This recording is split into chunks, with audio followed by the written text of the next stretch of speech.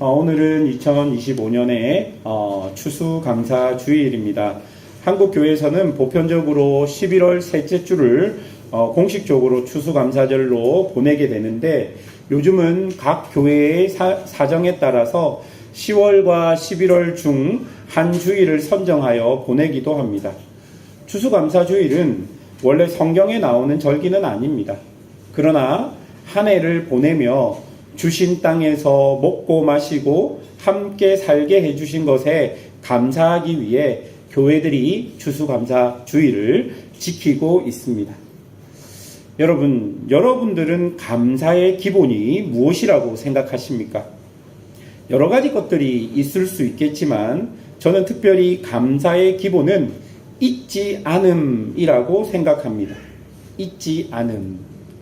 얼마 전 저는 노예 업무차 호치민에 방문한 적이 있습니다.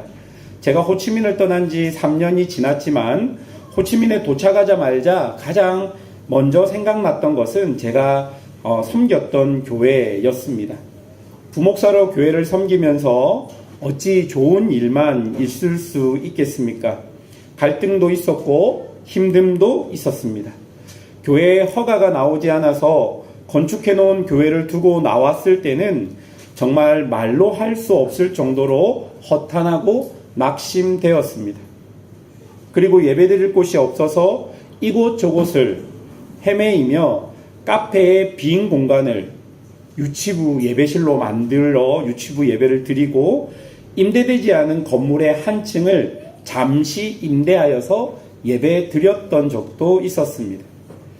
그런데 그때 그런 상황에서 교역자들을 견디게 해준 것은 예배드릴 장소가 없어 문제였지 예배드릴 성도가 없어서 문제가 되지 않았다라는 것입니다.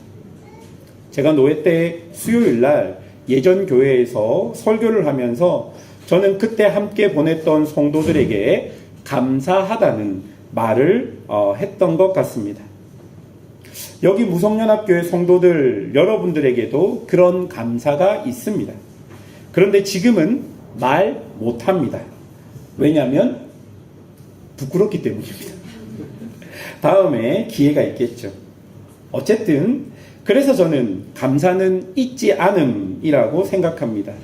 오늘 본문을 보면 모압 평지에서 가나안 땅 입성을 앞둔 이스라엘 백성에게 모세가 율법을 재해석해주는 마지막 부분을 기록하고 있는데요. 모세는 여기서 하나님을 잊지 말아야 함을 강조하고 있는 것이죠. 첫 번째로 우리가 살펴볼 것은 주신 하나님에 대한 것입니다. 여러분, 오늘 본문 전체에서 가장 많이 나오는 단어는 주셨다라는 단어입니다. 이 단어는 1절에 기업으로 주어 차지하게 하실 땅에서 나왔고, 2절에 내게 주신 땅에서 나왔습니다. 3절에 우리에게 주시겠다 맹세하신 땅에 나왔고, 9절에 젖과 꿀이 흐르는 땅을 주셨다에 나옵니다. 그리고 10절에 주신 토지 소산의 만물, 또 11절에 주신 모든 복, 총 6번에 걸쳐 주셨다라는 이 동사가 나옵니다. 그리고 이 주셨다라는 이 단어의 모든 주어는 여호와 하나님입니다. 즉 본문이 우리에게 엄청나게 지금 강조해서 이야기하는 건 뭐냐면 하나님이 주셨다는 거예요. 여호와 하나님께서 우리에게 주셨다라는 것입니다. 모세는 가나안 입성을 앞둔 백성에게 이 모든 것을 하나님께서 주셨다고 강조하고 있습니다. 본문을 보면 하나님은 땅만 주신 게 아닙니다. 하나님은 땅의 소산도 주셨다라고 기록합니다. 11절에 보면 또 무엇을 주셨습니까? 모든 복을 주셨다라고 말합니다. 즉 하나님은요, 우리에게 가장 선하고 가장 좋은 것을 주시는 분이라는 것을 본문이 이야기하고 있는 것입니다. 여러분, 성경에 보면 하나님은 우리에게 아들을 주셨고 영생을 주셨고 평안을 주셨다라고 이야기합니다. 그리고 로마서 8장 32절에는 이렇게 이야기합니다. 자기 아들을 아끼지 아니하시고 우리 모든 사람을 위하여 내주신 이가 어찌 그 아들과 함께 모든 것을 우리에게 주시지 아니하겠느냐. 여러분, 하나님은 우리에게 가장 선하고 좋은 것을 주시는 것이죠. 그런데 우리는 우리의 현실에서 당장 이런 말씀을 이렇게 완전히 받아들이기가 어려운 것입니다. 왜냐하면 현실은 그렇지 않게 다가오기 때문입니다. 지금 내가 원하는 것이 있고 내가 지금 당장 해야 되는 것이 있는데 지금 나의 현실은 그리 녹록지 않기 때문일 것입니다. 그런데 여러분, 지금 모압 평지에서 이 말을 듣고 있는 이스라엘 사람들도 똑같습니다. 그들은 아직 가나안 땅에 들어가지 않았습니다. 그리고 그 땅의 소산도 받지 않았습니다. 하지만 모세는요, 하나님과 하나님의 약속을 신뢰함으로 지금 이런 말을 하고 있는 거예요. 땅을 받지 않았어요. 땅의 소산도 받지 않았습니다. 그러나 모세는 하나님과 하나님의 약속 때문에 그들에게 뭐라고 이야기합니까? 하나님께서 너희에게 땅을 주셨다. 땅의 소산을 주셨다. 그렇게 이야기하고 있는 것이죠. 여러분, 믿음은 현실 속에 하나님과 하나님의 약속을 신뢰하는 것입니다. 그래서 히브리서 11장 1절은 이렇게 이야기합니다. 믿음은 바라는 것들의 확신이요 보이지 않는 것들의 증거입니다 라고 말하는 것입니다. 보이지 않지만, 현실은 그렇지 않지만 하나님 때문에, 하나님의 약속 때문에 어렵고 힘든 현실 속에서도 믿음으로 살아가는 것이라고 본문이 이야기하고 있는 것입니다. 이때 이 이야기를 듣고 있던 이스라엘 사람들에게 어떤 생각이 들었을까요? 지금 아직 땅도 받지 않고 땅의 소산들도 받지 않았는데 하나님께서 그걸 주실 거다라고 모세를 통해서 이야기를 합니다. 그것을 들었던 이스라엘 사람들은 어떤 마음일까요? 가장 먼저 궁금증이 있는 게, 그러면 하나님 도대체 누구라서 그것을 우리에게 주실까? 그리고 하나님 도대체 누구라서 우리가 그 하나님을 신뢰할 수 있을까? 여러분, 그런 의심들이 들지 않았겠습니까? 들었을 거예요. 왜냐하면 그들은 출애굽 2세대입니다. 그들은 광야에서 태어난 사람들이 대부분이었기 때문입니다. 그래서 모세는 거기에 대한 답을 본문을 통해 이야기해 주고 있는 것이죠. 두 번째로 살펴볼 것은 잊지 말자 하나님입니다. 여러분, 모세는 5절부터 9절을 통해 이스라엘에게 하나님이 도대체 어떤 분이신지를 알려주고 있습니다. 여러분, 아까도 얘기했듯이 지금 이 이야기를 듣고 있는 이스라엘 사람들은 대부분 출애굽 1세대가 아닙니다. 유월절을 경험해보지 못했고 홍해를 건너지 못한 그런 사람들입니다. 즉 광야에서 태어난 출애굽 2세대들인 것이죠. 그러니 그들은 하나님이 그들에게 어떤 분이신지를 잘 모릅니다.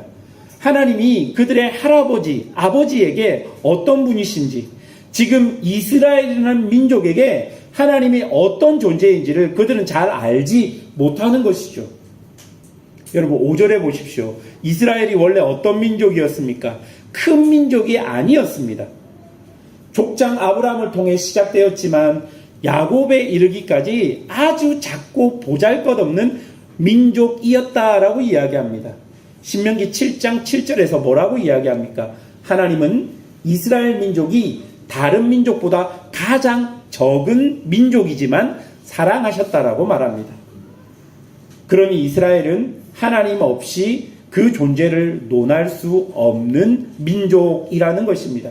그래서 5절에서 뭐라고 이야기합니까? 방랑하는 아람 사람. 여러분, 이게 이스라엘 민족의 정체성이에요. 그리고 6절에 뭐라고 이야기합니까?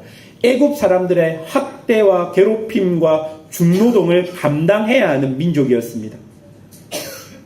그러나 7절에 어떻게 합니까? 하나님은 그들의 신음을 듣고 8절에 그들을 해방시키시고 9절에 약속의 땅을 주셨다. 여러분, 그런데 이 모든 것을 하나님께서 갑자기 이루어 주신 것이 아니라 철저하게 약속 안에서, 그러니까 그들의 조상들과 약속하셨고 그 약속을 근거로 하나님은 신실하게 이루신 것입니다. 그러면 하나님은 어떤 분이십니까? 약속을 지키시는 분이라는 거예요.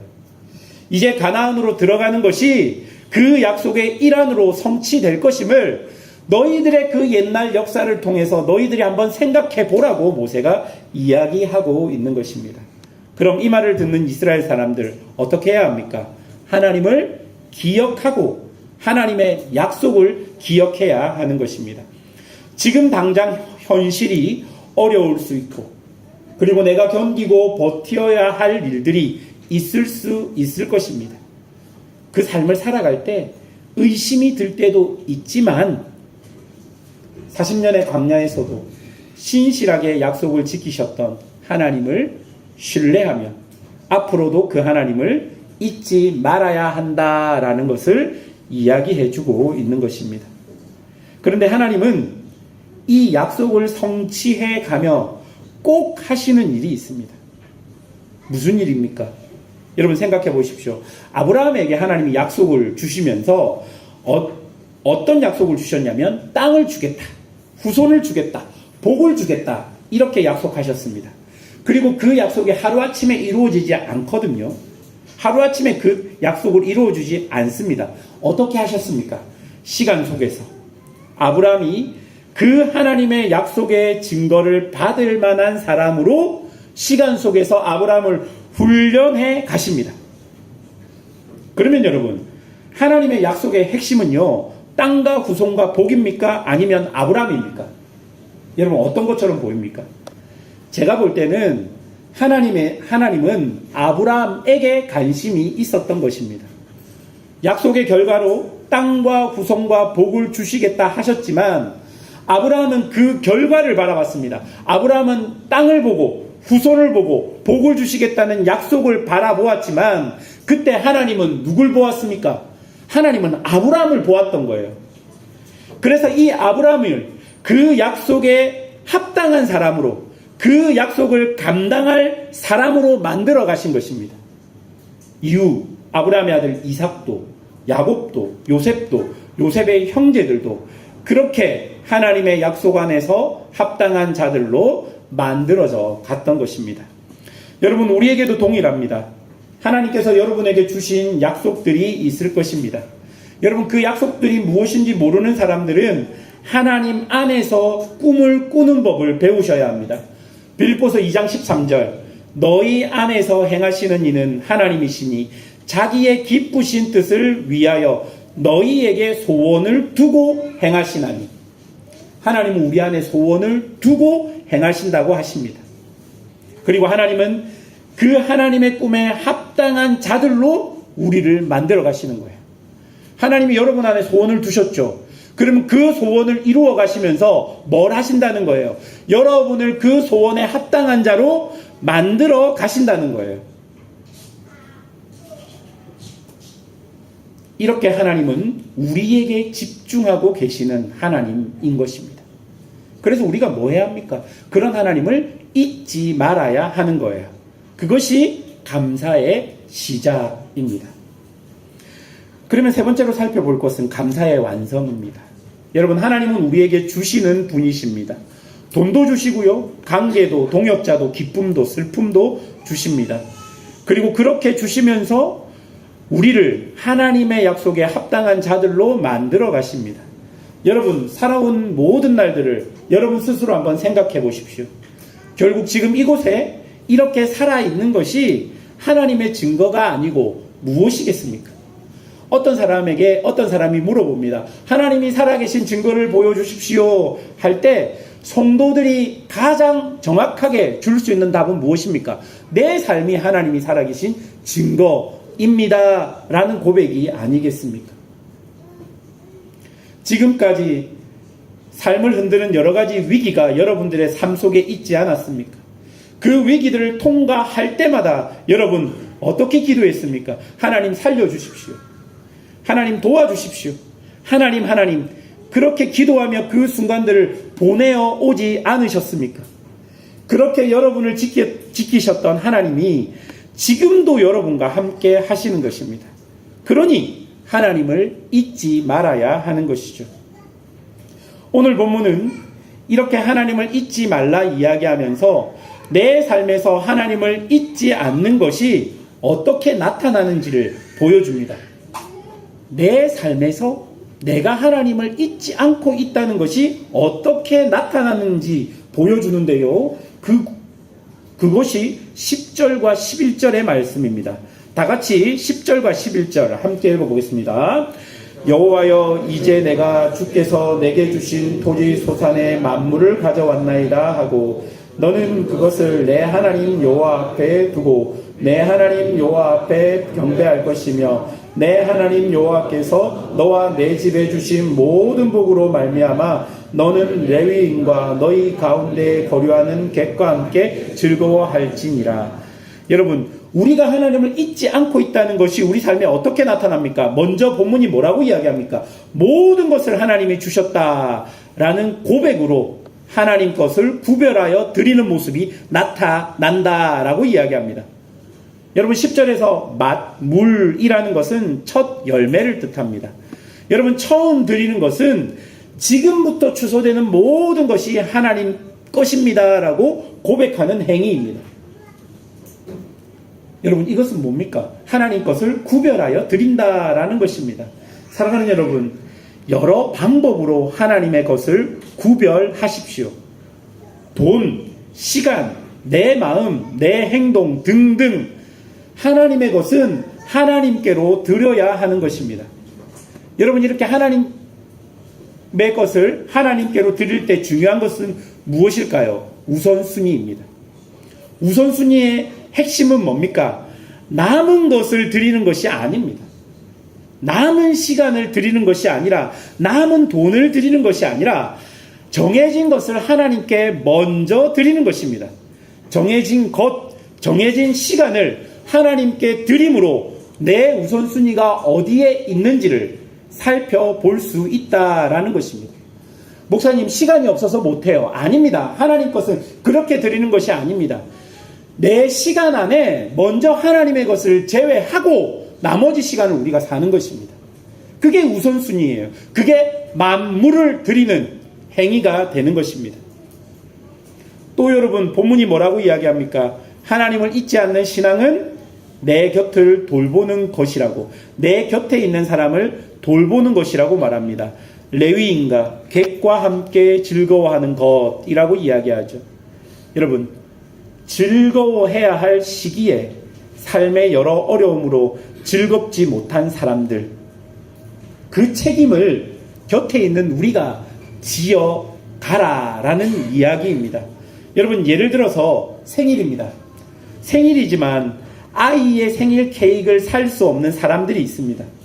혹은 연말과 크리스마스에 가족과 함께 먹을 것을 먹지 못하고 공고에 빠져 있는 사람들이 있습니다. 여러분, 그런 사람들이 있다면 그 사람들의 책임이 누구라는 거예요? 바로 우리라는 거예요. 그 곁에 있는 우리가 그 사람들의 책임을 지어야 한다는 거예요. 그게 하나님을 잊지 않는 신앙을 가진 사람들의 삶에서 나타나는 모습이라는 것입니다. 말씀을 맺겠습니다. 사랑하는 무석 연합교회 성도 여러분, 2025년 한 해 동안 우리는 아웅다웅하며 한 공동체로 살았습니다. 그런데 여러분, 만약 교회가 없었다면, 우리 곁에 지체들이 없었다면 아마 지금보다 훨씬 더 힘들었을 것입니다. 살아가면서 아유, 저 집사님만 없으면 내가 좀 살만하다 그렇게 말할 수 있는데요, 그거 아니라는 거예요. 내 옆에 그 사람이 없으면 오히려 더 힘들다는 거예요. 그 사람이 내 곁을 지켜주고 있어서 내가 지금을 살아갈 수 있는 힘과 은혜와 용기가 나에게 찾아온다는 거예요. 하나님께서 우리에게 그런 의미로 교회를 주셨습니다. 그리고 내 곁을 지키는 이 성도들, 공동체를 주시는 것입니다. 하나님이 우리에게 교회로 함께 할 시간을 얼마나 주셨는지는 잘 알 수 없지만 우리가 해야 할 일은 지금 우리에게 주어진 시간 속에서 이 주어진 곳에서 하나님이 보내신 사람들과 함께 하나님을 잊지 않고 그렇게 살아가는 것입니다. 그렇게 살아갈 때 우리 안에 하나님의 나라가 임할 수 있는 것입니다. 그런 믿음을 가지고 오늘을 살아가는 성도들이 되시기를 주님의 이름으로 축원합니다. 우리 함께 기도하겠습니다. 우리 들었던 말씀을 기억하시면서 한 해 동안 지켜주신 하나님의 은혜를 생각하며 잠잠히 감사할 것들을 좀 기록하시고 또 기도할 것들은 하나님께 올려드리며 그렇게 나아가도록 하겠습니다.